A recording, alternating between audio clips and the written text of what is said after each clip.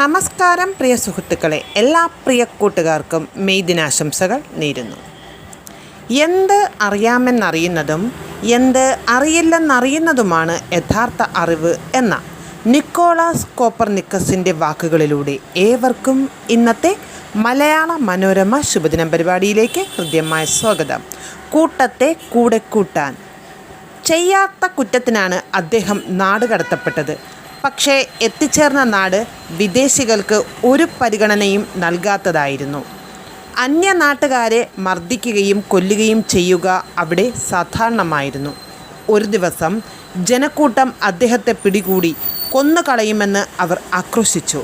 അദ്ദേഹം ചോദിച്ചു, ഇനിയും എന്തിനാണ് നിങ്ങളെന്നെ ശിക്ഷിക്കുന്നത്? നിങ്ങളുടേതുപോലെ മനോഹരമായ നാട്ടിൽ നിങ്ങളെപ്പോലെ ഭാഗ്യവാനായി ജനിക്കാൻ കഴിഞ്ഞില്ല എന്നത് തന്നെ എനിക്ക് ലഭിച്ച വലിയ ശിക്ഷയാണ്. ഇനിയുള്ള കാലം നിങ്ങളുടെ ജീവിതം കണ്ട് ആസ്വദിക്കാനെങ്കിലും അനുവദിക്കണം. ആ വാക്കുകളിൽ സന്തുഷ്ടരായ അവർ അദ്ദേഹത്തിന് സുരക്ഷിതമായ താമസസ്ഥലമൊരുക്കി. അന്ധത ബാധിച്ച ആൾക്കൂട്ടത്തെ അനുനയിപ്പിക്കാനുള്ള എളുപ്പമാർഗം അവരുടെ അന്ധതയെ പ്രകീർത്തിക്കുകയാണ്. അവരുടെ മുൻപിൽ പ്രകാശം ചൊരിഞ്ഞിട്ട് ഒരു കാര്യവുമില്ല. ആൾക്കൂട്ടത്തിന് ചില പ്രത്യേകതകളുണ്ട്. വിവേചനശേഷിയേക്കാൾ വൈകാരികതയായിരിക്കും അവരുടെ ചാലകശക്തി.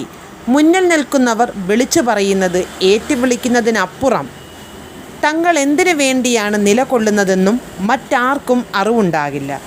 അവരുടെ വാക്കുകളും പ്രവൃത്തികളും പ്രകോപനപരമായിരിക്കും. എതിരാളിയെ സൃഷ്ടിക്കുകയും അവനെ തോൽപ്പിക്കുകയുമാണ് അവരുടെ വിനോദം. വിചാരത്തോടെയും വിവേകത്തോടെയും നീങ്ങുന്ന ഒരാൾക്കൂട്ടവും ഒരിടത്തും രൂപപ്പെടില്ല. ആൾക്കൂട്ടത്തെ നേരിടാൻ നയങ്ങളാണ് ഫലപ്രദം. നിയമം കൊണ്ട് നേരിടണമെങ്കിൽ ആൾബലവും ഉപകരണങ്ങളും വേണ്ടിവരും. കാലാവസ്ഥ കലാപകലുഷിതമാകും. അടിച്ചമർത്തിയാലും മറ്റൊരവസരത്തിനു വേണ്ടി അവർ തക്കം പാർക്കും. നയങ്ങളിലൂടെ നേരിട്ടാൽ ഏതൊരാൾക്കൂട്ടവും യൂടേക്കൺ എടുക്കും. തങ്ങളുടെ വികാരങ്ങളെ പ്രീണിപ്പിക്കുന്നവരിലേക്ക് ഒരു സ്വാഭാവിക ചായ്വ് ഏതൊരാൾക്കൂട്ടത്തിനുമുണ്ട്. എതിരാളികളെ അനുകൂലികളാക്കുക എന്നതാണ് യഥാർത്ഥ ജയം. ബലപ്രയോഗം കൊണ്ട് കീഴ്പ്പെടുത്തിയാലും തനിയെ ബലം ആർജിക്കാനുള്ള പ്രവണത അവരിൽ അവശേഷിക്കും. എതിർത്ത് തോൽപ്പിക്കപ്പെടുന്നവൻ്റെ മനസ്സിനേറ്റ മുറിവ് നീറിക്കൊണ്ടിരിക്കും. അത് തലമുറകളിലേക്ക് പോലും കൈമാറ്റം ചെയ്യപ്പെടും. ഒറ്റപ്പെട്ടവൻ്റെ ന്യായങ്ങൾക്ക് ഒരു ജനക്കൂട്ടവും ചെവി കൊടുക്കില്ല. തന്ത്രപരമായ സമീപനങ്ങളിലൂടെ അവരിലേക്കിറങ്ങുക മാത്രമാണ് മാർഗം. ആൾക്കൂട്ടത്തിന് നിർബന്ധ ബുദ്ധിയൊന്നുമില്ല. ആരുടെ കൂടെയും ചരിക്കും. കളമറിഞ്ഞ് കളിക്കുന്നവർ ജയിക്കും. നേരുന്ന ശുഭദിനം. സ്നേഹത്തോടെ ഞാൻ നിങ്ങളുടെ സ്വന്തം ഷഹ്നായിസ്. നന്ദി, നമസ്കാരം.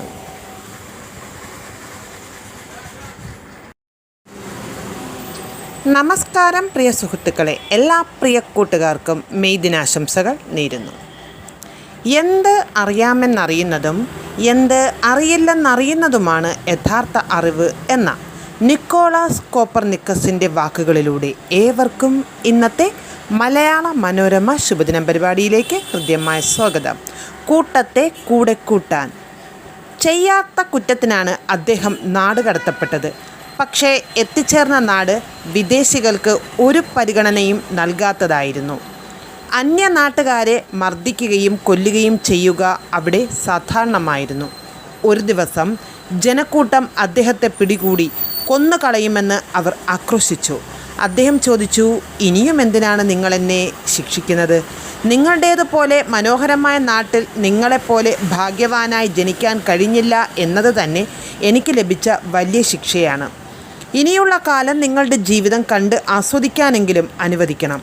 ആ വാക്കുകളിൽ സന്തുഷ്ടരായ അവർ അദ്ദേഹത്തിന് സുരക്ഷിതമായ താമസസ്ഥലമൊരുക്കി.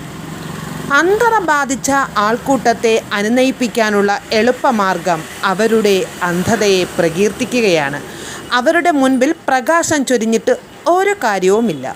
ആൾക്കൂട്ടത്തിന് ചില പ്രത്യേകതകളുണ്ട്. വിവേചനശേഷിയേക്കാൾ വൈകാരികതയായിരിക്കും അവരുടെ ചാലകശക്തി. മുന്നിൽ നിൽക്കുന്നവർ വിളിച്ചു പറയുന്നത് ഏറ്റുവിളിക്കുന്നതിനപ്പുറം തങ്ങൾ എന്തിനു വേണ്ടിയാണ് നിലകൊള്ളുന്നതെന്നും മറ്റാർക്കും അറിവുണ്ടാകില്ല. അവരുടെ വാക്കുകളും പ്രവൃത്തികളും പ്രകോപനപരമായിരിക്കും. എതിരാളിയെ സൃഷ്ടിക്കുകയും അവനെ തോൽപ്പിക്കുകയുമാണ് അവരുടെ വിനോദം. വിചാരത്തോടെയും വിവേകത്തോടെയും നീങ്ങുന്ന ഒരാൾക്കൂട്ടവും ഒരിടത്തും രൂപപ്പെടില്ല.